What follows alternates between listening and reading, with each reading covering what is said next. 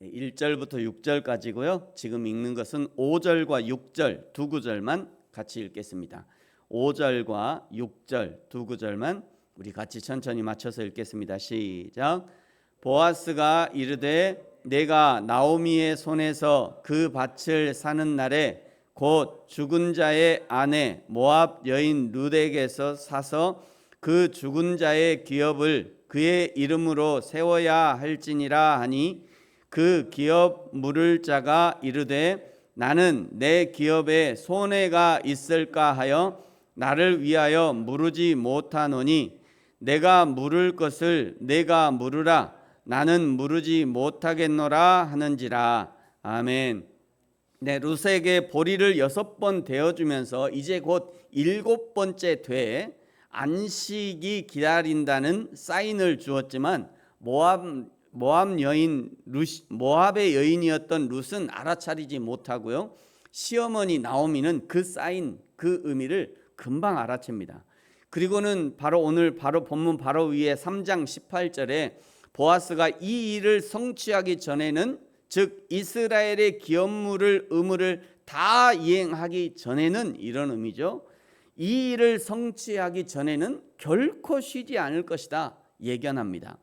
나오미가 예견한 이 보아스의 성품, 즉 자신이 계획한 일을 이루기까지 쉬지 않을 것이라는 이 보아스의 성품은 여호와 하나님을 닮았다는 것을 알 수 있습니다. 시편 36편 5절에 보니까요, 여호와여 주의 인자하심이 하늘에 있고 주의 성실하심이 공중에 사무쳤으며, 시편 121편 4절에 보면요, 이스라엘을 지키시는 자는 졸지도 아니하시고 주무시지도 아니하시리로다 표현합니다. 여호와 하나님은요, 하나님의 일을 이루기 위해 성실하신 분입니다. 예루살렘 회복을 위해 쉬지 않으시는 분이십니다. 장차 올 새 예루살렘을 위해서도 쉬지 않고 지금도 일하고 계시는 분이에요. 하나님의 사람들은요, 하나님의 성품을 닮아가야 합니다. 하나님의 성실하심처럼 하나님의 사람들은 성실해야 합니다. 하나님의 진실하심처럼 하나님의 사람들은요, 진실해야 합니다. 하나님의 변함없으심처럼 하나님의 사람들은 상황과 형편에 따라 변하지 않는 신실한 믿음을 가지고 있어야 합니다. 뿐만 아니라 하나님의 사람들은 하나님의 정의와 공의에 어긋나는 것들에 대해서 결코 타협하지 않고 저항할 수 있어야 합니다. 하나님을 예배하고 하나님의 교회를 세워가며 복음을 세상 끝까지 전하는 이 사명의 완수를 위해서 자신을 희생하는 일을 결코 마다하지 않는 것이죠. 저와 여러분이 여호와 하나님을 닮아가게 되기를 축복합니다.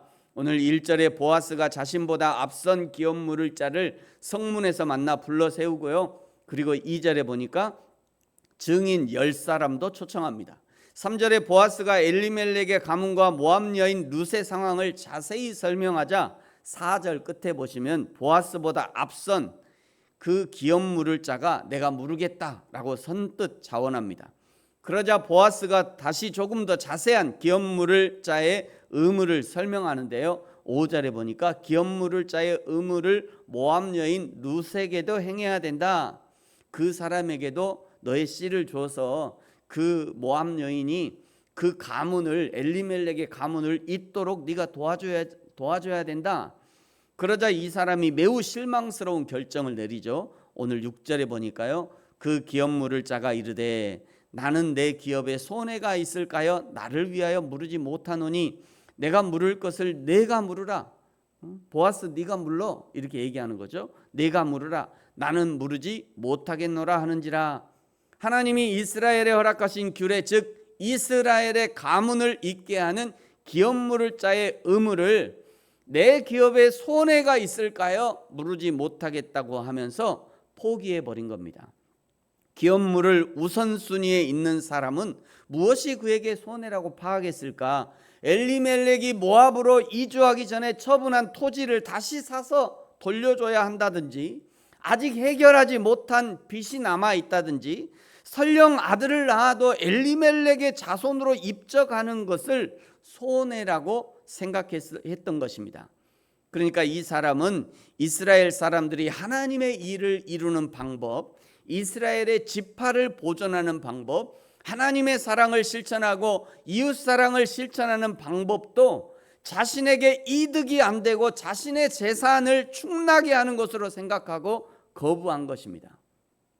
그러면서 보아스에게 그 의무를 넘겨주죠. 예수님의 제자가 될 수 있었던 기회를 자기 재산이 많아서 스스로 포기한 마태복음 19장의 그 이름 모를 청년과 비슷한 경우입니다.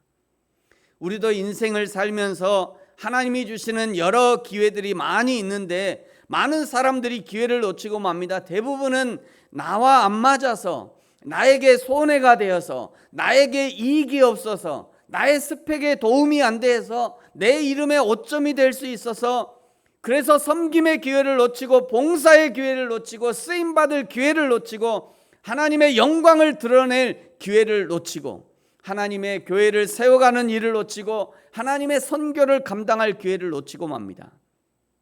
우리가 안 한다고 해서 하나님의 일이 안 되는 것이 아닙니다. 안 되는 것이 아니에요. 뭐 내가 거기를 떠나면 뭐 하나님이 일 안 하시는 것도 아니고요. 내가 헌신하지 않는다고 해서 하나님이 안 하시는 게 아니에요. 내가 안 하면 누군가는 해요. 그것이 하나님의 일이라면. 내가 포기하고 하면 반드시 누군가 합니다. 하나님의 일이라면. 그것이 하나님의 일이라면. 그냥 내가 포기하고 가면 나만 손해예요. 근데 대부분은요, 나에게 얼른 계산을 하죠. 나에게 얼마나 손해인지. 그리고 설령 그 일을 했다 해도 그 다음에 또 계산을 해요. 내가 오늘 얼마 투자해서 내가 오늘 얼마를 받았나. 그리고 바로 그거를 그냥. 여러분, 우리가 해야 될 것은요, 그것이 나의 시간을 빼앗고 나의 물질이 소비되고 나의 시간이 소비한다 해도 그것이 하나님이 기뻐하시는 일이라면 기쁨으로 감당할 수 있어야 합니다.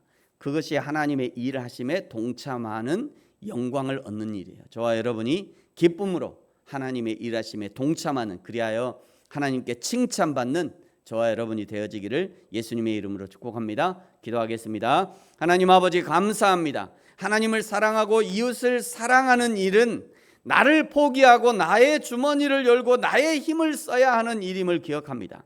하나님도 나 같은 자를 사랑하기 위하여 자기 생명을 버리셨는데 하나님의 그 십자가 사랑을 본받아 나도 기쁨으로 헌신할 수 있는 믿음이게 하여 주옵소서. 손해가 될까 하여 기회를 잡지 못한 이름 모를 사람을 본받지 말게 하시고 나에게 허락하신 십자가를 지고 묵묵히 예수님의 뒤를 따르게 하여 주옵소서. 감사합니다. 예수님의 이름으로 기도합니다. 아멘. 하늘에 계신 우리 아버지여, 이름이 거룩히 여김을 받으시오며 나라가 임하시오며 뜻이 하늘에서 이루어진 것 같이 땅에서도 이루어지이다. 오늘 우리에게 일용할 양식을 주시옵고 우리가 우리에게 죄 지은 자를 사하여 준 것 같이 우리 죄를 사하여 주시옵고 우리를 시험에 들게 하지 마시옵고 다만 악에서 구하시옵소서. 나라와 권세와 영광이 아버지께 영원히 있사옵나이다. 아멘.